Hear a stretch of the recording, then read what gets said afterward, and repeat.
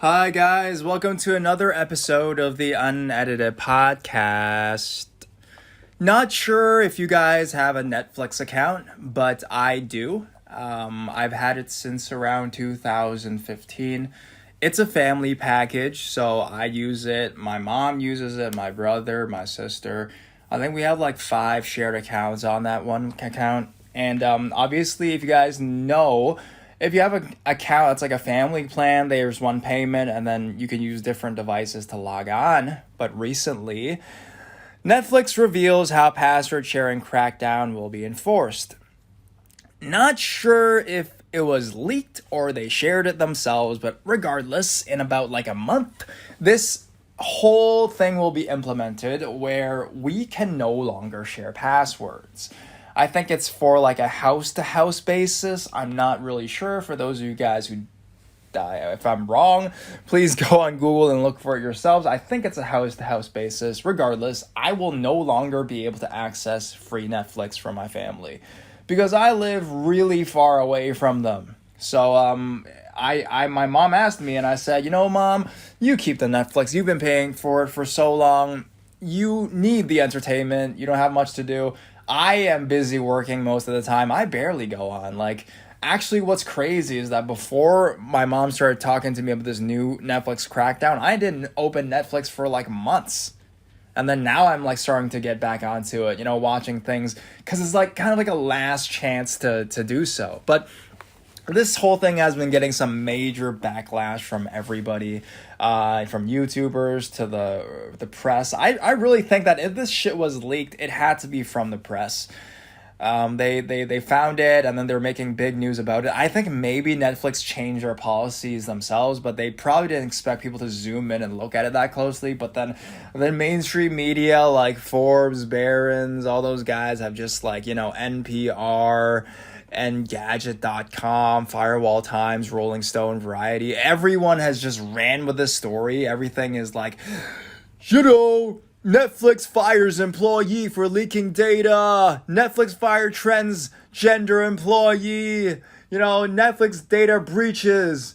Netflix reveals how password sharing crackdown. It's just going off about these people. Obviously, mainstream media, TV stations don't like these streaming platforms. But is this a good thing or a bad thing? It's horrible. It's a horrible thing, not just for the company of Netflix, because they are already on a downward spiral before even this thing happened. I mean, they were making games, for God's sakes. Netflix is not for games. Remember a time in 2015, 2016 when people were like, man, the documentaries, the films on that platform. I remember my friends in film school trying to get their projects onto Netflix. Now people don't even care about it. People just shit on it all the time. That's how much it's changed. They were on a downward slope. And not surprisingly, with the situation with this and how bad it's going to become, more people are just not going to subscribe. More people are just going to leave. Hey, I'm telling you right now, man, we can find movies everywhere. Finding a movie on the internet is not hard. I mean, if you only go on social media accounts like YouTube, Facebook, Instagram, obviously not. But if you just Google search whatever movie, Inception, you put an Inception full movie stream, you find hundreds of websites that have the movie. You don't care about that. What Netflix was providing for the people, the value that they gave us, the viewer, the consumer, was the service of convenience. It was because they were convenient. That's how these systems are. Know what you're selling here. You're not selling a product. That's the short-term money grab, Service is what really gets people subscribing for months and months and months because it's a continual process. That's what makes the big money and has created this huge empire called Netflix, where they can finance their own movies, their own TV series, their own things. But now they're actually revolting. No, they're going backwards in terms of evolution. They're devolving back to selling us a product, which is oh man, one per household, man, one account per household. We're just gonna try to get this money grab. Maybe there's people in there thinking, hey, Netflix is going to close down anyways with the way that things are going right now. So let's just get the last of the money. Let's squeeze it. Let's have 5 people from the same family subscribe to us so we can get 5 times the money and just to hell with it, 2025, we're just going to close the company. I don't even care. It's going to be like Blockbuster. This is the Blockbuster of our generation. And I feel that once Netflix falls, society is not going to have... Because right now, we have social media platforms that are the mainstream platforms that's keeping everyone interested into the same thing. Like it or not, you go on YouTube, you go on trending, it kind of tells you what the world is into, or at least in your location.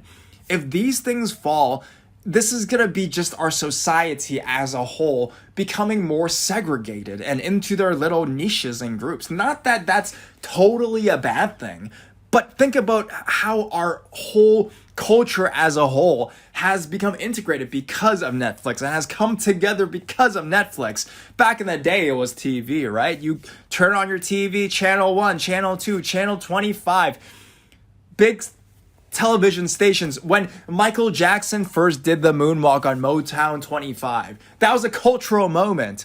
When House of Cards came out, that was a cultural moment. Game of Thrones, cultural moment. We're not going to have those anymore if all these institutions start messing up like this. I wanted to say the F word right now, but I don't want to be demonetized. See, that's how these guys are messing up, man. They're becoming more and more stingy. More and more just to themselves, we want to crank the last bit of money out of you.